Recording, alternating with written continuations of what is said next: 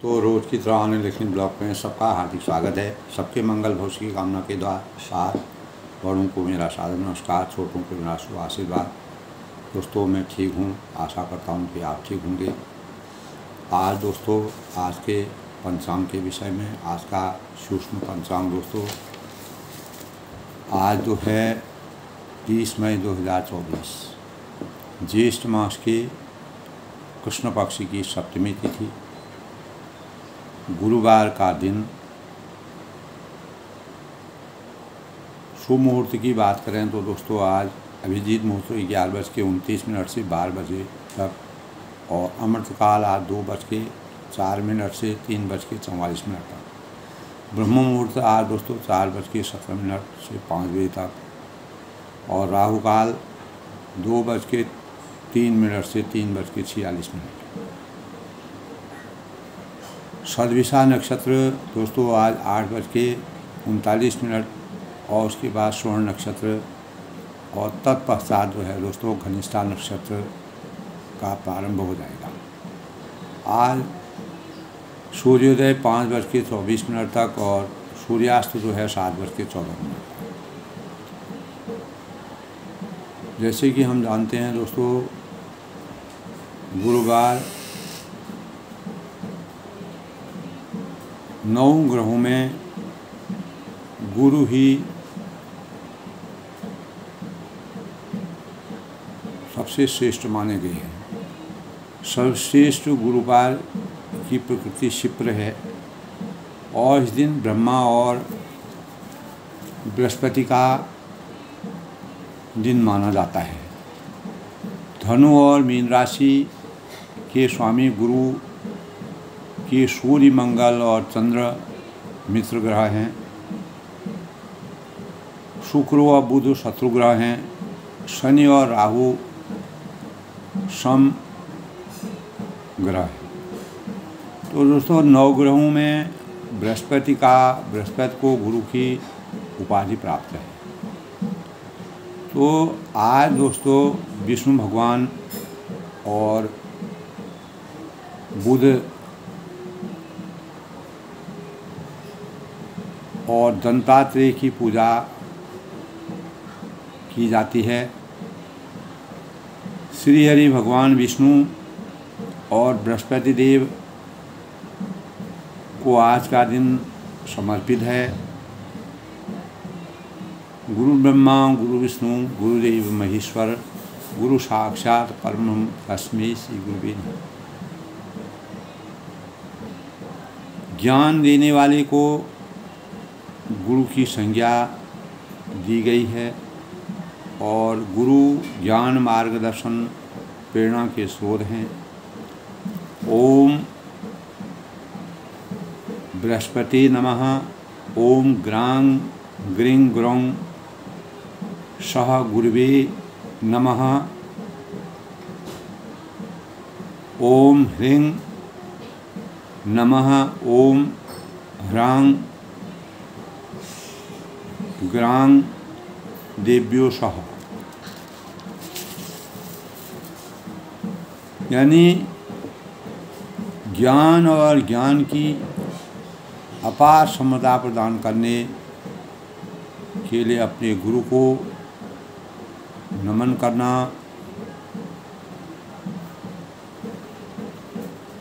हमारे जीवन का सबसे बड़ा मानक है। ज्ञान का अनुभव कर स्वामी सच्चा सद्गुरु जो होता है, वह ज्ञान के अनुभव से अपने साधकों को अभिप्रेरित करते हैं। गुरु कुम्हार और विष्णु शिष्य कुंभ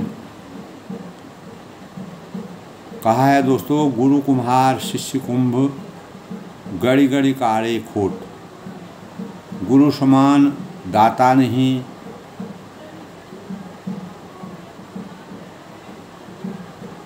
याचक नीम समान। इस प्रकार दोस्तों, गुरु की उपासना आज गुरुवार के दिन भगवान विष्णु को समर्पित यह दिन माता सरस्वती का पूजन उपवास विधि विधान से के साथ करके विद्या, बुद्धि और विवेक का विकास हमारे जीवन में होता है।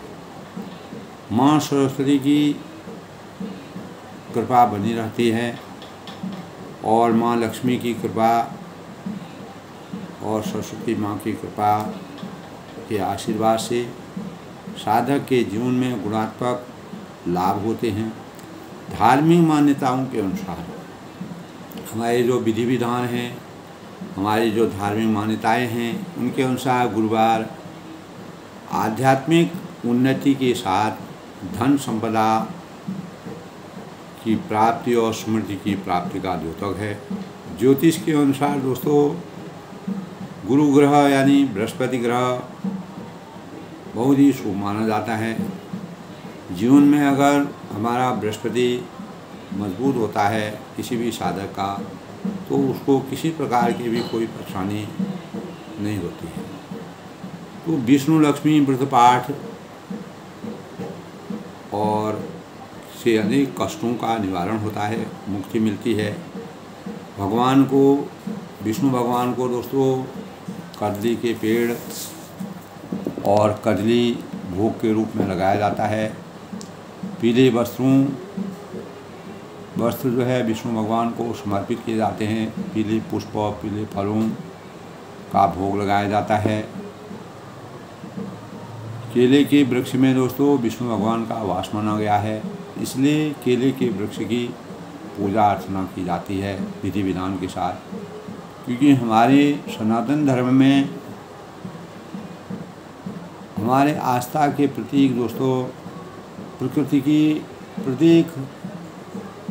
प्रकृति या वनस्पति पेड़ पौधों से जो संबंधित है, जिनमें जीवन होता है मानव की तरह, तो उसमें हमारी आस्था के प्रतीक हैं। क्योंकि भगवानों ने उनकी शरण ली थी।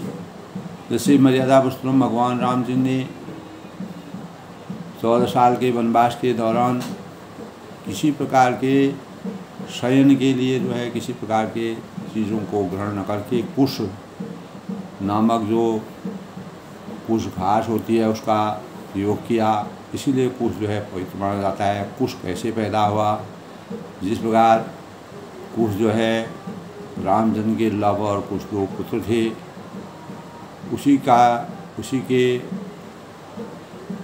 उन्हीं के भावों के अनुसार कुश को इतना पवित्र माना गया है। तो दोस्तों सुख समृद्धि की वृद्धि होती है, इसलिए हमारी आस्था जिसमें होती है हम उसमें परमात्मा का वास समझते हैं। तो बृहस्पति की पूजा और विष्णु भगवान की पूजा से हमारे जीवन में हमारे जो पेट संबंधी विकार होते हैं, हमारे शास्त्रों में इस प्रकार की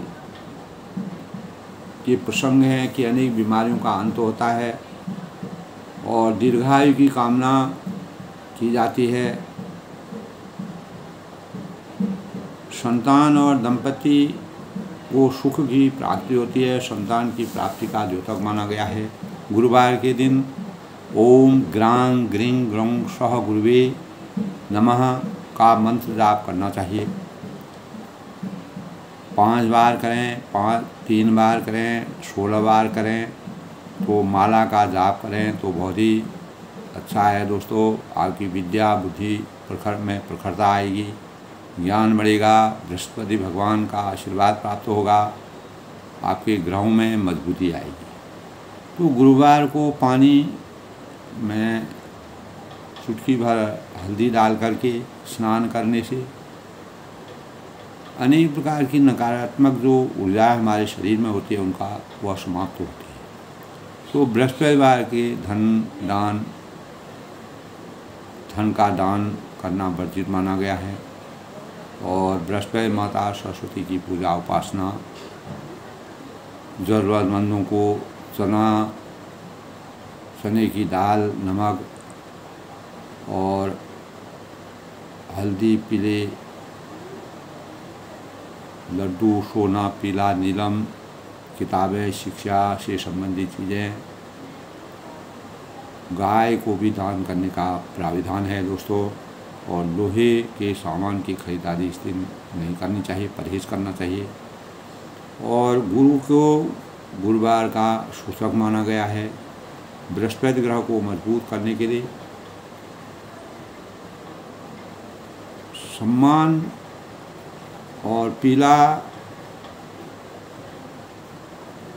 वस्त्र पहन करके भगवान की पूजा आराधना करनी चाहिए। और प्रत्येक चीज़ में पीली चीज़ों का प्रयोग ज़्यादा से करने चाहिए और शाकाहारी भोजन करना चाहिए। तो इस प्रकार भगवान विष्णु भगवान जो है खुश होते हैं।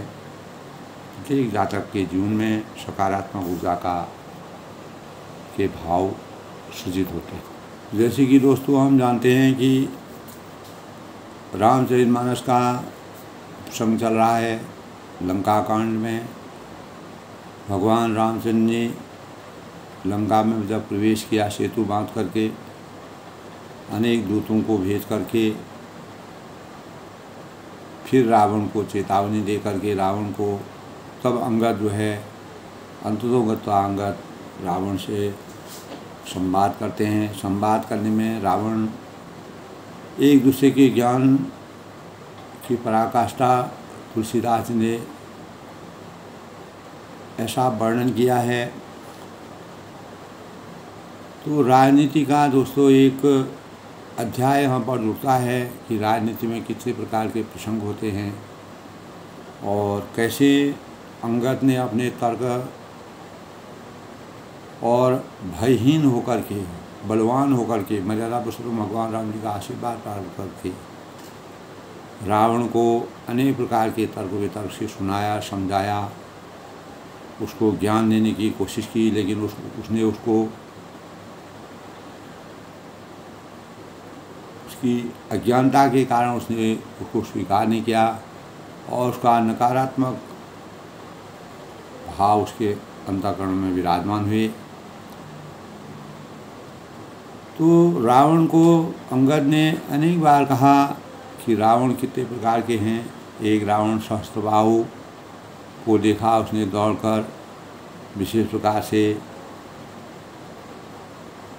और एक रावण ऐसा था जो बाली ने अपने, यानी अंगद ने कहा कि मेरे पिता ने उसको अपनी कोख में रखा था, तो इसमें से कौन से रावण तुम हो, इस बात को तुम अपने संज्ञान में ला के सच सच बताओ। तो रावण ने कहा कि तुम मूर्ख हो, बलवान रावण मैं ही हूँ जिसने कैलाश पर्वत को अपने हाथ में, अपने भुजाओं में अनेक प्रकार की लीलाओं के लिए पर्वत को मैंने अपने भुजाओं में लिया। और इस बात के प्रमाण जो हैं उमापति महादेव जी साक्षात प्रमाण हैं, जिन्होंने 10 शिष्यों के बलि देने के बाद पुष्प चढ़ाकर जो है मेरी प्रशंसा की और उन्होंने मेरे को वरदान प्राप्त किया। कमलों को अपने हाथों से उतार उतार कर मैंने अगणित बार त्रिपुरारी शिव जी की पूजा की, अर्चना की। मेरी भुजाओं का पराक्रम जो है दिक्पाल जानते हैं और जिनमें हृदय में वो आज भी मेरे अंतःकरण में छुपते हैं। और रावण ने अपने बल का प्रयोग करते हुए कहा कि मेरी छाती की कठोरता को जानने का प्रयास करो, जिनके भयंकर दांत जब जब जाकर मैं उनसे ज़बरदस्ती भिड़ा, मेरी छाती में कभी नहीं फटे, यानी अपना चिन्ह ही नहीं बना सके, तो बल्कि मेरी छाती में लगने से मूली की दवा टूट गई। तो इतना बलशाली विशाल शरीर का जब वह वर्णन कर रहे थे, चलते समय पृथ्वी भी, जब मैं चलता था तो पृथ्वी भी हिल जाती थी। और मत वाले हाथी की तरह छोटी नाव जिसका डगमगा जाती है उसका पृथ्वी डोलती थी।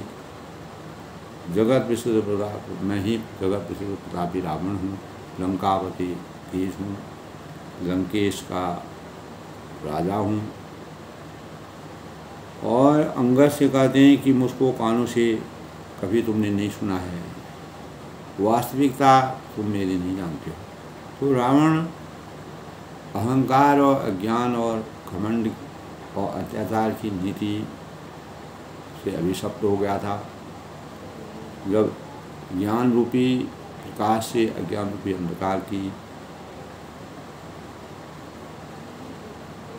रूपी अंधकार का पर्दा इस मानव चिंतन में आता है, तो वह ज्ञान को भी अज्ञान और सद्बुद्धि को दुर्बुद्धि समझता है। तो उस महान प्रतापी जगत स्थित रावण को तू छोटा कहता है और अपने जो स्वामी हैं उनकी तुम बड़ाई करते हो। तुम दुष्ट हो, असभ्य हो, तुच्छ हो, तुमको ज्ञान के बारे में कुछ पता ही नहीं है। तो इस प्रकार से अंगद से जो है रावण ने जिस प्रकार से बात कही, और रावण ने के वचन उनका अंगद को स्वाभाविक है, क्रोध की अग्नि उनके अंतःकरण में प्रज्वलित हुई। और तो उसी क्रोध के परिणाम स्वरूप रावण के वचन सुनकर सुनि अंगर सकोप कहबानी, बोल सवाल अधम अभिमानी, सहज भाव बुझ गहन अपारा, दान नल समझदास को। यानी रावण के इस प्रकार से अमर्यादित बातों को सुन करके अंगद क्रोध सहित जो उसका मान सम्मान जा रहा था अनेक प्रकार की, इस प्रकार के रावण को अति घमंड का आभास हो गया था। उसको अपनी मृत्यु की डर नहीं थी, तो वह इस प्रकार के वचन अंगद ने बोले कि अरे नीच अभिमानी, सबल का सोच का समझ कर बोल, जिनका फरसा सहज भाव बुझ गहन अपारा, जिनका फरसा सहज भाव की भुजाओं की अपार वन को जलाने के लिए अग्नि के समान है, उनके बारे में तुम इस प्रकार की बातें करते हो। तुम्हारी जीभ जो है फट क्यों नहीं जाती है, तुम्हारी जीभ कट क्यों नहीं जाती है। अनेक प्रकार से इस प्रकार के भावों को जास पर सागर खर धारा, बूढ़े न अग्नित बहुबारा, तासु गर्भ जही देखत भागा, सो नर क्यों दस्सी स भागा। जिनके फरसा रूपी समुद्र की तीव्र धारा में अगणित राजा अनेकों बार डूब गए, और उन परशुराम का गर्भ जिन्हें देखते ही भाग गया, तो अरे अभागे दस्सी तुझको मालूम नहीं है, वो मनुष्य ये मनुष्य क्यों करे। यानी राम मनुज कसके षडभंगा, धर्मी काम नदी पुण्य गंगा, पशु सुरधेनु कल्प तर राखा, अन्नदान और सस्पी। यानी क्या ये मूर्ख उदंड श्री रामचंद्र जी मनुष्य हैं। कामदेव भी क्या धनुधारी है, और गंगा भी क्या नदी है, कामधेनु क्या पशु है, और कल्प वृक्ष क्या पेड़ है, और अन्न भी क्या दान है, और अमृत क्या रस है। तो इन चीज़ों की वास्तविकता को जब तुम जानोगे तब तुमको वास्तविकता मालूम होगी।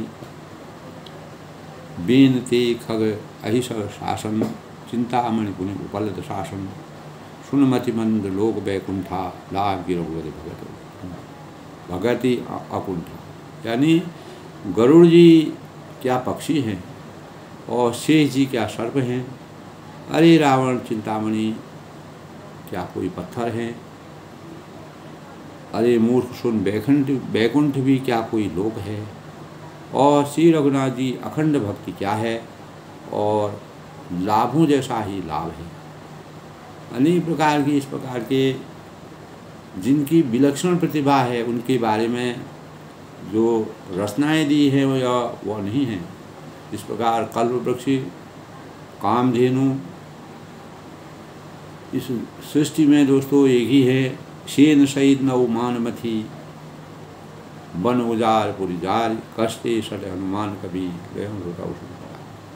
सेना समेत तेरा मान मत कर अशोक वन को उजाड़ कर, और नगर को जलाकर, और तेरे पुत्र को मारकर जो लौट गए हैं, तो उनका भी न बिगाड़ सका, तो हनुमान जी को क्या बंदर समझता है।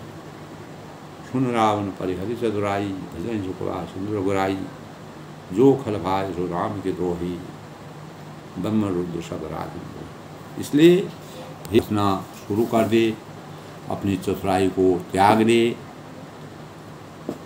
और यदि तू श्री राम जी की बैरी हुआ तो तुझे ब्रह्मा और रुद्र भी नहीं बचा सकते हैं, कोई शक्ति तुमको बचा नहीं सकती है। इस प्रकार से कल के प्रसंग में दोस्तों अंगद ने रावण को अनेक प्रकार से रामचंद्र के प्रभुत्व का और उनकी मर्यादा के बारे में संपूर्ण वृत्तांत कुंभकर्ण रसबंधु ममो सुरप्रसिद्ध सरकार मोर पराक्रम नहीं सुने हूँ जितो जरातल। तब रावण कहता है कि वह बोला कि अरे मूर्ख, कुंभकर्ण मेरा ऐसा भाई है जो इंद्र का शत्रु और मेघनान मेरा पुत्र है, और मेरा पराक्रम तूने सुना ही नहीं है, और संपूर्ण जड़ चेतन जगत, यानी एक दूसरा जो है अंगद और रावण जो है आपस में इस प्रकार के संवाद। इसलिए रामचरितमानस में अंगद और रावण का संवाद जो है तुलसीदास ने बहुत ही हृदयस्पर्शी वर्णन किया है। दोनों से जिस प्रकार बाण एक जगह से दूसरी जगह छोड़े जाते हैं, उसी प्रकार उसने शब्द रूपी जो बाण छोड़े, उन बाणों का अंगद तो मर्यादित ढंग से पालन करते थे, लेकिन रावण उसको अमर्यादित संग सोचते अपने अहंकार में डूबा हुआ था। यद्यपि रावण ज्ञानी था, श्रेष्ठ कुल में था, ज्योतिषी था, विद्वान था, ज्ञान उसको अपार था, लेकिन वह सब कुछ होते हुए भी उसको करना नहीं चाहता था, अपनी मर्यादित बातों को नहीं करना चाहता था। मर्यादा पुरुषोत्तम भगवान राम से वह हमेशा बैर करने के भाव उसने अपने अंतःकरण में समाये, जिसके परिणाम स्वरूप उसका पूरा लंका जो है, लंका में मर्यादा पुरुषोत्तम भगवान राम जी को पूरी सेना के साथ लंका में चढ़ाई करनी पड़ी, और वह इस प्रकार के अनेक प्रकार की भावों से, कुतर्कों से हनुमान जी को भी उसने इसी प्रकार के कुतर्क कहे, और हनुमान जी ने लंका की क्या दशा की। उसी प्रकार अंगद भी वहाँ पर जिस प्रकार से दूत की मर्यादा होती है दोस्तों, दूत को मारना अनीति है, इसलिए अंगद जो है अपने बातों में अटल थे, किसी बात पर भी उन्हें समझौता नहीं किया। मात्र उन्हें कहा कि सीता को दीजिए, इसी में तुम्हारी भलाई है। लेकिन रावण अंत समय तक भी वह उसमें चेतना नहीं आई। जब अज्ञान रूपी अंधकार हमारे अंतःकरण में विराजमान हो जाता है, तो हम ज्ञान रूपी प्रकाश का में आने के लिए हम अन्याय के मार्ग को अपना करके अपनी दुर्गति को जन्म देते हैं। यही भाव जो है रामचरितमानस में रावण के चरित्र पर है। तो दोस्तों इसी अनुक्रम में निस्वार्थ प्रेम अंगद के अंदर था। तो प्रेम आत्मा का प्रकाश है। मर्यादा पुरुषोत्तम भगवान राम जी के प्रति, उनके भावों के प्रति, उनकी सच्चरिता के प्रति, उनके आदर्शों के प्रति, उनकी मर्यादा के प्रति, उनके कामकाज को और उनके स्वरूप को देख करके उनकी आस्था, आत्मा, निस्वार्थ प्रेम था। किंतु जब इसके रास्ते में मन आ जाता है तो वह प्रेम को विकृत कर देता है। तो रावण में प्रेम भाव था ही नहीं, इसलिए वह विकृत हो गया। तो आधुनिक समय में भी दोस्तों मानवीय रिश्तों के बीच निस्वार्थ प्रेम बहुत कम देखने को मिलता है। जिस प्रकार अंगद जी के अंतःकरण में निस्वार्थ प्रेम था, हनुमान जी के अंतःकरण में था, अपने परमात्मा में उनका अनन्य ध्यान था। और मर्यादा पुरुषोत्तम भगवान जी मानव रूप में जब अवतरित हुए, तो जीवन और रिश्ते के बीच एक इंसान स्वार्थ में फंसा हुआ दिखाई देता है। यही रावण के चरित्र में मिलता है। तो स्वार्थ पर किया गया प्रेम और नाटक प्रेम नहीं दर्शाता है। तो यह नाटक दोस्तों हर एक पल हमारे बीच आता और जाता है, और हमें किसी से कुछ पाना होता है तो हम उसके प्रति त्याग करते हैं, समर्पण करते हैं, प्रेम के साथ दिखाते हैं। लेकिन अंगद के अंतःकरण में ऐसा कुछ नहीं था। किंतु जब हमारा वह कर्तव्य पारायण था और अपने स्वामी के प्रति जो अनुराग, जो दुलार, जो प्रेम, जो सत्यता, जो अखंडता उनके हृदय में थी, तभी वह अपने कार्य में संपन्न हुए। मर्यादा पुरुषोत्तम भगवान राम जी का आशीर्वाद प्राप्त हुआ। तो स्वार्थ पूरा हो जाता है तो हम वास्तविकता को भूल जाते हैं। इसी प्रकार जब रावण अपनी भक्ति में जब लीन हो गया था, तब भगवान शिव जी ने उसको इस प्रकार का वरदान दिया।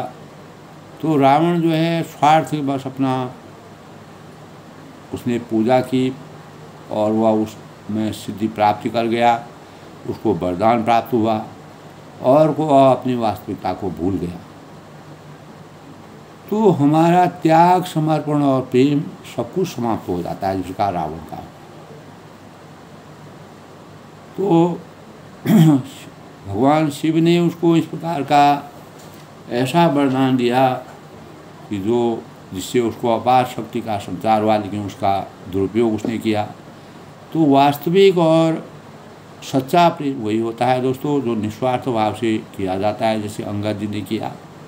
निस्वार्थ प्रेम रिश्तों की आत्मीयता को तो देता ही है, साथ ही उसको दीर्घकालीन बनाए रखने में भी महत्वपूर्ण भूमिका निभाता है। हनुमान जी ने जिस प्रकार से निस्वार्थ स्वामी भक्ति की, उसी से वह कलयुग के परम अवतारी हो गए और कलयुग में भी हनुमान जी को अमृत का वरदान मिला। तो निस्वार्थ प्रेम का सबसे अच्छा उदाहरण एक माँ होती है। माँ चाहे किसी के रूप में भी हो, वह मनुष्य के रूप में, पशु पक्षी के रूप में, प्राणियों के रूप में, तो अपने फर्ज को पूरा निभाती है। अपने बच्चे के प्रति जो निस्वार्थ प्रेम उसका होता है, तो माँ के मन में इस प्रेम के बदले कुछ पाने की इच्छा नहीं होती है। जिस प्रकार अंगद और हनुमान के अंतःकरण में मर्यादा पुरुषोत्तम भगवान राम जी जटायु जैसे, जिन्हें अपने प्राणों की बलि दे दी मर्यादा पुरुषोत्तम राम निस्वार्थ प्रेम के कारण, जबकि राम जी को उनको दर्शन भी नहीं थे। तो ऐसे कितने मानक हैं, कितने लोग हैं, ऐसी कितनी प्रेरणाएं हैं।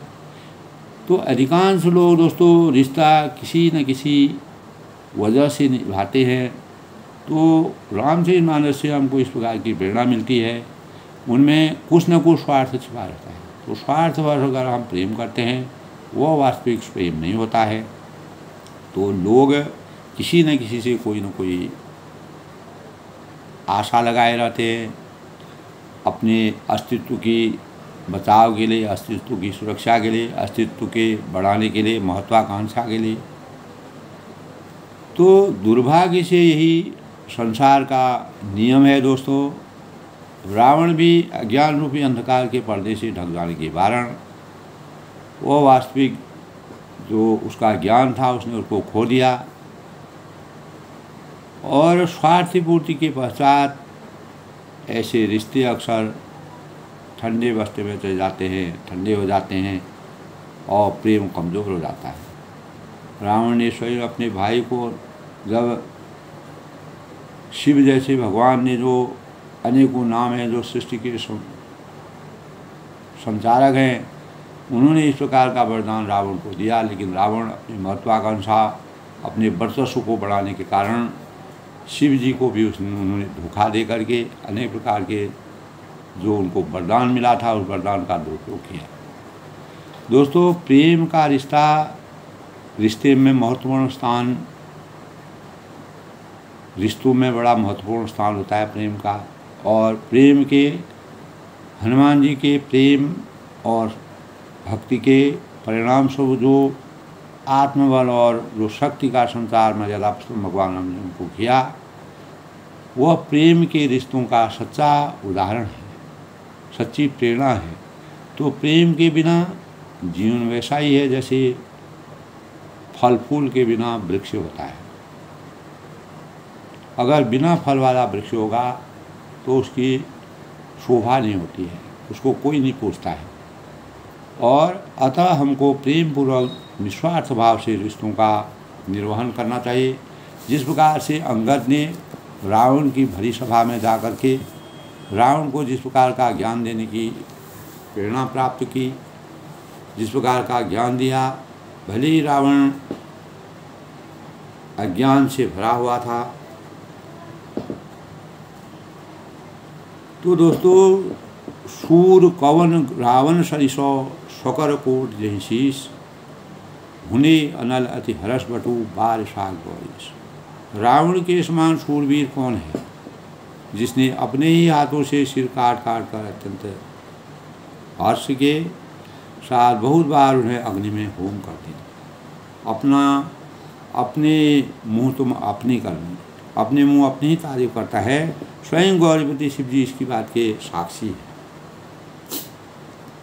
तो ऐसी परिस्थिति में रावण ने जो कार्य किए उसमें उसको वास्तविक भक्ति थी, भगवान शिव उससे खुश हुए थे, लेकिन वह अहंकार में उसने दुरुपयोग किया और अपने प्रेम और भक्ति का सही मार्गदर्शन नहीं किया, उसका सही संचरण नहीं किया। तो जरत बिलो कहूँ जवई कपाला, विधि के लिखे अंक निजना भाला, नर के कर आपन बद विधि बाँची, हस्यों जान भी गिरा असाची। मस्तकों के जलते समय जब मैंने, रावण खुद बोलता है कि जब उसके सिर जल रहे थे तो उसने अपने ललाटों पर लिखे हुए विधाता के अक्षर, भगवान शिव ने उस प्रकार की संरचना दी थी, तब मनुष्य के हाथों अपनी मृत्यु होना बाँचकर ऐसा उसमें लिखा था कि विधाता की वाणी लेख को असत्य जानकर मैं हंसा।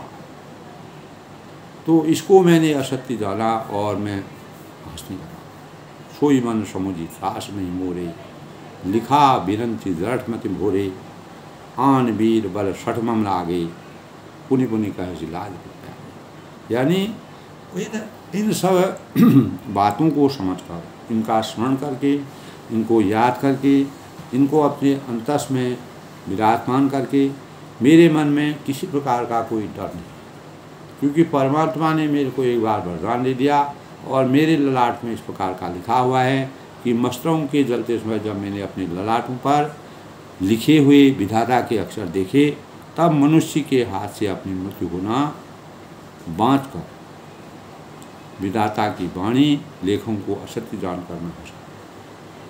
तो इस बात को मैंने अपने अंतर्गण में समझ करके, स्मरण करके, मेरे मन में किसी प्रकार का कोई भय नहीं है, क्योंकि मैं समझता हूँ कि बूढ़े ब्रह्मा के बुद्धि श्रम से ऐसा लिख दिया है। भगवान को भी जो है वह इस प्रकार की बातें करने लगा, क्योंकि अभिमान और अहंकार से तृप्त हो गया। आन वीर बल सठमम आगे, पुनि पुनि कह लाज बच आगे। तो तब अंगद से कहता है कि अरे मूर्ख, तू लज्जा और मर्यादा छोड़कर मेरे आगे बार बार दूसरे वीर का बल कहता है। इतना बलशाली मैं हूँ। इस प्रकार से ब्रह्मा विष्णु महेश का जो मेरे को प्रताप दिया गया है, कह अंगद सलज्ज जगमाही, रावण तो ही समान को नाही, लाजवंत तब सहज स्वभाव, निज मुख निज गुण कहस न पाओ। तब अंगद ने कहा, जब उसने इतने प्रकार की पूरा वृत्तांत कहा, तो अंगद ने उसको ऐसा तर्क संगत उत्तर दिया, कहा अंगद सलज्ज जगमाही, अरे रावण, तेरे समान लज्जावान जगत में कोई नहीं है। इतना निर्लज्ज मानव आत्मा आज तक इस संसार में पैदा नहीं हुई है, क्योंकि रावण तो ही समान को ना है। तुम्हारे समान इस संसार में निर्लज्ज इंसान कोई नहीं है। लाजवंत तब सहज स्वभाव, लज्जाशीलता तो तेरा सहज स्वभाव ही है। और निज मुख निज गुण कहे न काहू, तू अपने मुंह से अपने गुण कहना कभी नहीं बोलता है, तेरे स्वभाव में विद्यमान है। यानी जो असत्य पर चलते हैं, बुराइयों पर चलते हैं और जो मान मर्यादा के विरुद्ध चलते हैं, वो कभी भी किसी भी बात की परिकल्पना सही ढंग से नहीं करते हैं और वह ज्ञान को भी अज्ञान बताते हैं। सिर वरुशैल कथाचित रही, ताते बार बीस कह रही, सो भुजबल राखो घाती, जीते सहज तब यानी सिर काटने और कैलाश उठाने की जो कथा तुमने कही है, चित्त में बड़ी हुई कथा चित्त में चढ़ी हुई थी और इससे तूने उसे 20 बार कहा है, हजारों बार तुम यही गणना करते रहते हो। ये सब मर्यादा यानी ये सब भगवान शिव की अनुकंपा तुम्हारे ऊपर हुई और तुम उस अनुकंपा को भूल गए हो। भुजाओं के उस बल को तूने हृदय में टाल छिपा रखा है और उससे तूने सहजभाव बलि और बाली को जीता था। तो सुन मतिमंद देह अब पूरा, काटे शीश न हो ही शुदा। तब अंगद ने उसको फिर समझाया कि अरे मतिबुंद मंद बुद्धि नीच, सुन देह अब पूरा, अब बस जो तुम इतना वर्णन कर रहे हो, तुमको ज्ञान का संचार होना मुश्किल है, तुम किसी तरह से भी समझौता करने के लायक नहीं हो। और काटे शीश की हो वही शूरा, सिर काटने से भी कोई शूरवीर हो जाता है। और इंद्रजाल कहूँ कहीं न वीरा, इंद्रजाल रचने वालों को वीर नहीं कहा जाता है। तुम मायाई रचना को रचना करके अनेक प्रकार की मायाई तंत्र करने पर, माया जाल को फैला करके, ऐसे कार्य को करके तुमने इस विद्या को प्राप्त किया है। और यद्यपि वह अपने ही हाथों अपना सारा शरीर काट डालता है। अगर कोई यानी इंद्रजाल रचने वाले जो होते हैं वो अपने शरीर को ही, अपने अंग अंग को ही काट डालते हैं। इस प्रकार के भाव, इस प्रकार के जो भक्ति करता था, वो रावण जिस प्रकार की भक्ति करता था, तो वह मायाई शक्तियों को उजागर करता था। जरई पतंग मोह बसो भार वहीं खरबिंद। और अरे मंदबुद्धि,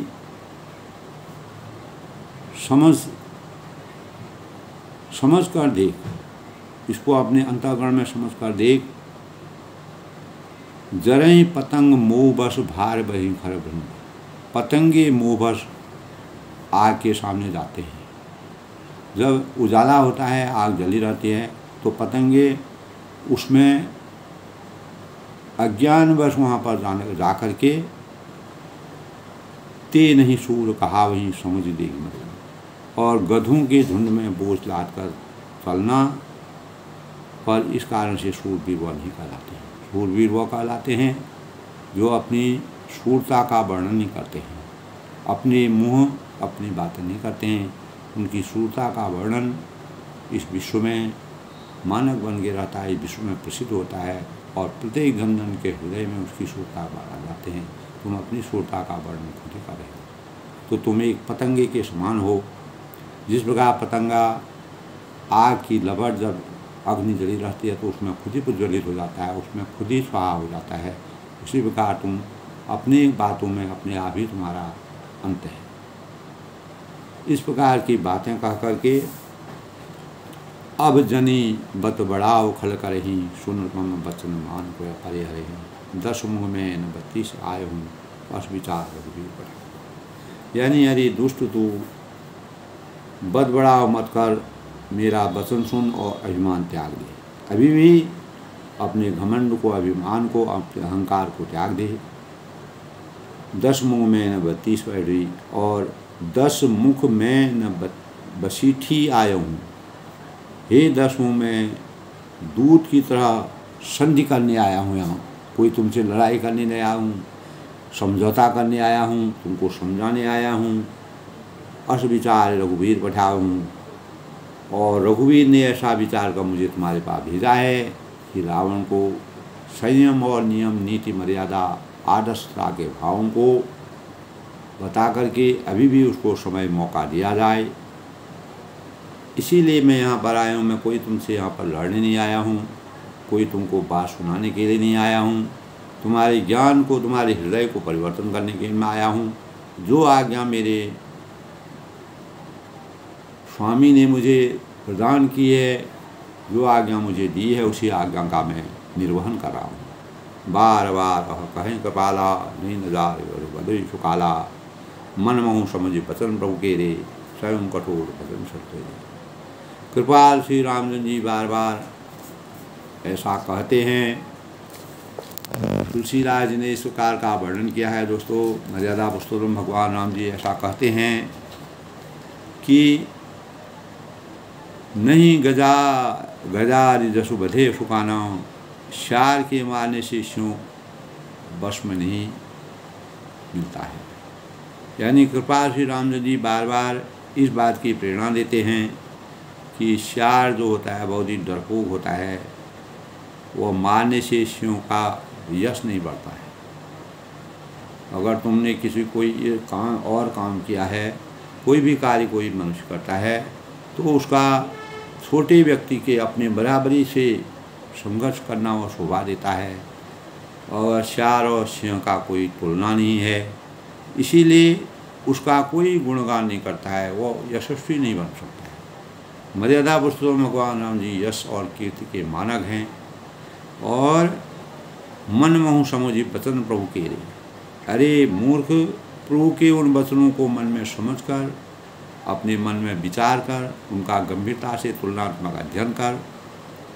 मैंने तेरे कठोर वचन जिस प्रकार से सहे हैं, उनको अपने संज्ञान में ले, अपने अंतःकरण में ले। ना ही न करे मुख भंजन तोरा, ले जा तुम सीतों बल जोरा, जानू तव बल अधम मुरा, अधर्म सुरारी सुने हरि आने पर नारी। नहीं तो तेरे मुंह तोड़कर मैं सीता जी को जबरदस्ती ले जाता हूँ। अब जो है अंगद को इतना विचार, इतना धीरता के साथ जो उन्होंने बात की, अंतोगता उन्होंने कहा कि अगर तू ज़्यादा करेगा, ज़्यादा अगर तुझे अहंकार के अपने बल का अपने आप वर्णन करेगा, तो मैं नहीं तो तुम्हारे मुंह को तोड़ करके मैं सीता जी को वापस ले जा सकता हूँ। ले जाता हूँ सीताऊँ गंजोरा, जानूँ तव बल अधम मुरा, अधम सुरारी सुने हरि आनू पर नारी।